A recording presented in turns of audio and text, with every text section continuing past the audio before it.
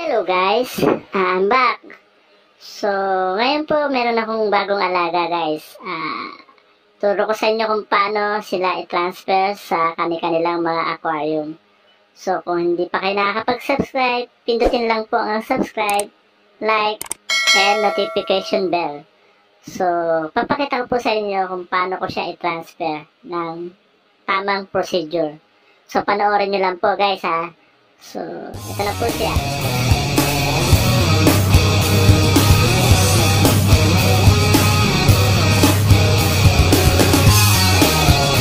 Guys, ito yung mga kailangan natin. So, syempre, to beta piece. So, nabili ko lang siya kanina. So, order siya kahapon, pero kanina lang dineliver. Tapos, meron po tayong, syempre, yung paglalagyan natin, itong aquarium na to. Matagal na to sa akin eh. Tapos, gumawa ako ng isa, yung alcohol bottle lang to, nilinis ko, tapos tinanggal ko yung takip sa ibabaw para may paglagyan ako. Kasi, isa lang ang order ko, dalawa dinala eh. Ayan. So, tapos, ayan, nilinis ko na rin yung aquarium na yan. So, tapos kumuha ko ng tubig poso, guys. Medyo kailangan wala kasing chlorine eh. So, tap water lang siya. Hindi naman siya agad namamatay ang mga beta fish, pero kailangan natin yung tap water. At saka walang chlorine o halong chemical. Yan. So, ito, medyo malaki siya ng konti sa karaniwang nabibili sa mga pet shop na mga beta fish. Yan. So, maganda siya guys, lalo't pag nakita nyo mamaya, medyo may ilaw siya. Yan. So, start na natin guys ang ating procedure kung paano ilipat to. So, ito guys, set up ko lang yung mga kailangan natin. So, unang-una, syempre, itong beta fish, of course. Hindi tayo makapag-set up ng isang aquarium kung wala tayong isda. Tapos, yan. So, tapos yung pang sandok ng tubig kasi ayoko nung ibubuhos yung yung tubig eh. Tapos ito, yung mga beta fish na to, pwede natin ilagay muna doon sa tubig sa baba para yung tinatawag na yung para makondisyon sa tubig. So, yan. Yan yung tamang kailangan bago nyo ilagay sa aquarium, i-condition nyo muna yung isda sa tubig para yung temperature ng isda ma-adapt ng isda. Although yung beta fish is hard fish siya, ibig sabihin is isa ganun kano. Tapos yan, unti-untiin lang to guys kasi ayoko kasi nung binubuhos, nung bigla-bigla yung tubig sa aquarium eh. Alam kong tatapon kaya unti-untiin natin to guys. So, ayan, panoorin nyo na lang guys para hanggang sa matapos yung paglalagay ko.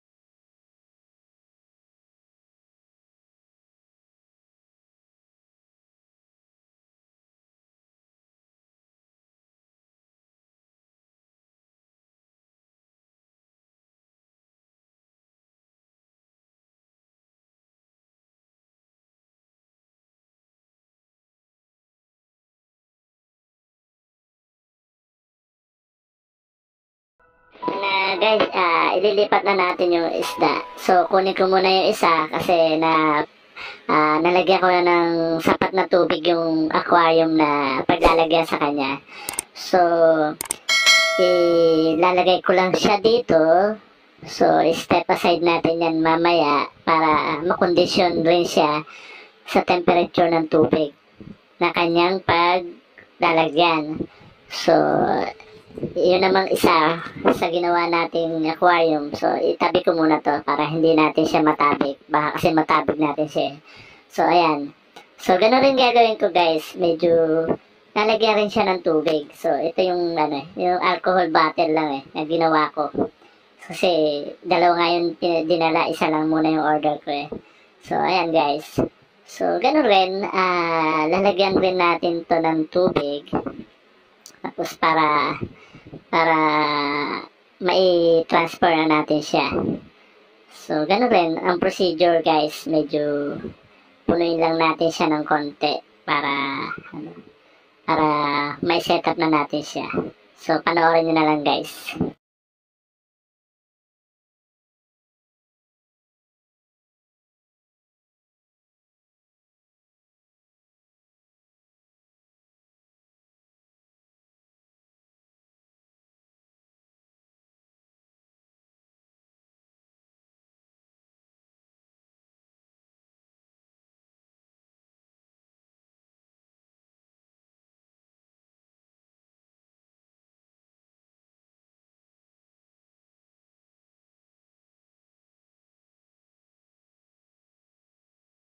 Napuno na natin.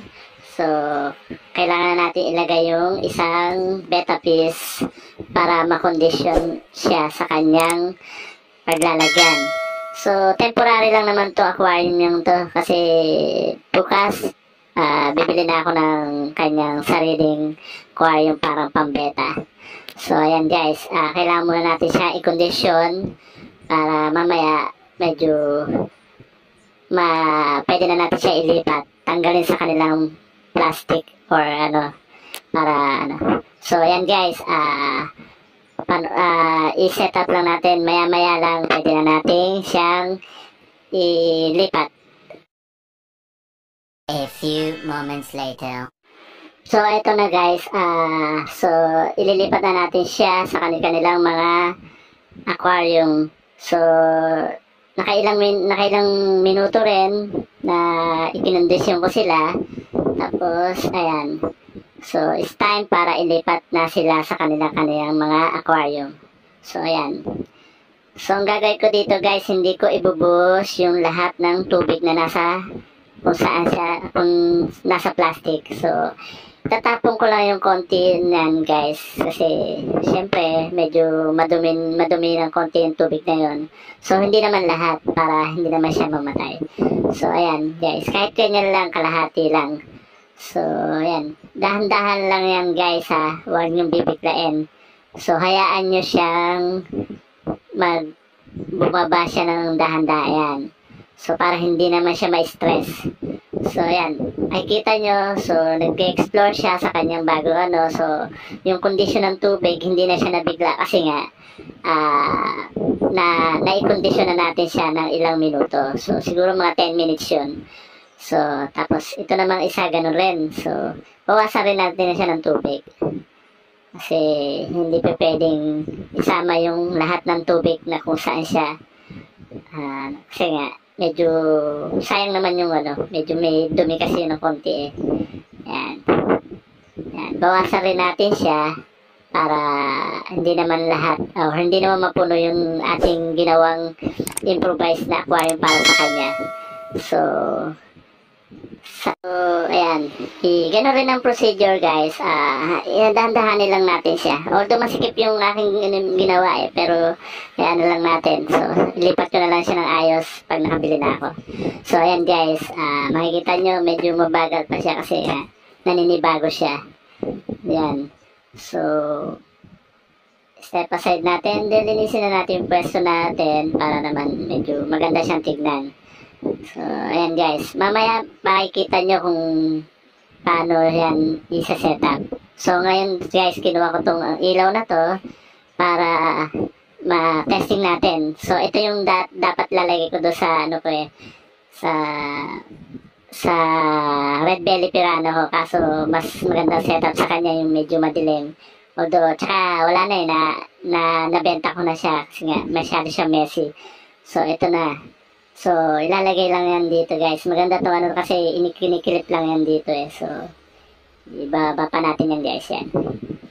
So, tetesting ko muna to guys kasi matagal na stock to sa akin So, kuha muna ako ng saksakan guys para matesting natin. So, ayoko rin naman kasing ilagay siya doon sa setup natin na nang hindi natin testing lahat. So, ayan guys.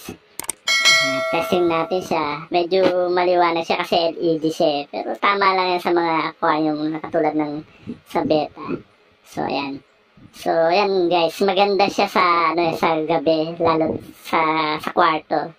So, kung gusto nyo ng medyo dim light lang yun sa inyo, is patay nyo lang ilaw and then ito yung i-setup nyo. So, mamaya guys, pakita ko sa inyo yung setup ng na sa kwarto ko. Ayan. So, ayan guys, testing natin siya na nakakabit sa kanya. So, click natin. So, ayan. Medyo okay siya guys. Magandang tignan. So, relaxing sa mata. So, pantanggal stress yan, guys. Yan. Pagka meron kayo yan, lalo't mga may tubig or mga aquarium, talagang paggaling nyo ng trabaho or pisina, pag-uwi nyo, pagkakain nyo, pagmasdan nyo lang siya, guys, medyo marirelax na kayo. So, ayan, guys. Set up na natin to mamaya. So, ayusin ko lang to, guys, then set up na natin. A few moments later. Ayan guys, kita nyo, na-set up ko na siya guys. So nilagay ko lang sa isang table dito sa aking kwarto. And then binuksan ko yung ilaw, pinatay ko yung binuksan ko yung ilaw ng aquarium, then pinatay ko yung ilaw ng kwarto ko. So nakaka-relax tignan guys, kung So, pantanggal stress. Isa yan sa mga ginagawa ko para matanggal yung stress, pagod sa trabaho. Ayan. So, relaxing talaga. So, makikinig ka ng music habang tinitignan mo mga alaga mo. So, ayan guys. Isang tips para mawala yung pagod at ma-relax ang isip mo. So, subscribe lang guys. Subaybayan yung mga videos ko. Salamat sa mga sumusuporta sa akin.